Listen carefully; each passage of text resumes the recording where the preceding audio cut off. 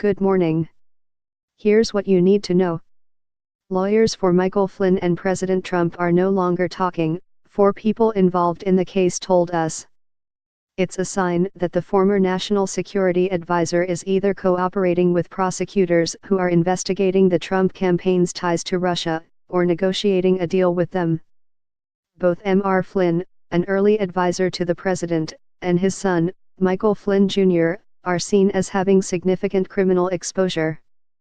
The White House has said that neither Mr. Flynn nor other former aides have incriminating information to provide about Mr. Trump. The president has dismissed the idea that Russia interfered in the election, as has President Vladimir Putin.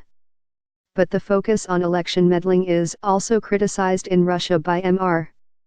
Putin's foes, who say it reinforces his portrayal in propaganda as a master strategist. Ben Shapiro disagrees with his former boss, Stephen Bannon, and does not like President Trump.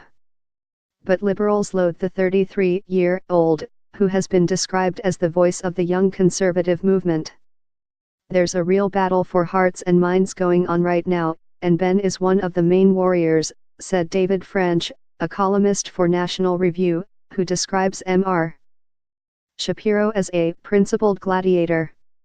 Separately, we talked to the young founders of Crooked Media, which is trying to become the liberal version of conservative talk radio. Last month, officials in Europe traced the release of a nuclear isotope to an area with a Soviet-era nuclear plant. Although scientists said the contamination did not threaten human health or the environment, Moscow's shifting statements and reluctance to release information have raised worries about more dangerous leaks in the future. The cover-up is more interesting than the accident, one expert said. Oscar Pistorius, the double amputee Olympic sprinter convicted of killing his girlfriend in 2013, had his sentence increased to 15 years today by South Africa's Supreme Court of Appeal. Prosecutors had called the original 6-year term shockingly lenient. You aren't alone. We'll have the latest updates from Black Friday, as the holiday shopping season begins in earnest today. Wirecutter, our sister site, is tracking the best deals. Looking for inspiration? Here's our gift guide. Have we mentioned that everyone loves a subscription to the Times? Michael Barbaro and friends will return on Monday. Will cutting corporate tax rates lift worker pay, as Republicans promise? One union wants it in writing.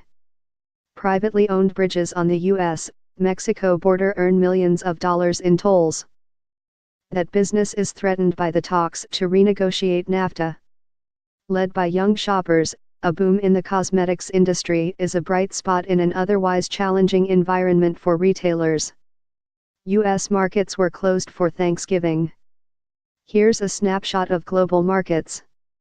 Tips, both new and old, for a more fulfilling life. Phone slow? It isn't because a new model has been released. How to give your fridge a good, deep cleaning.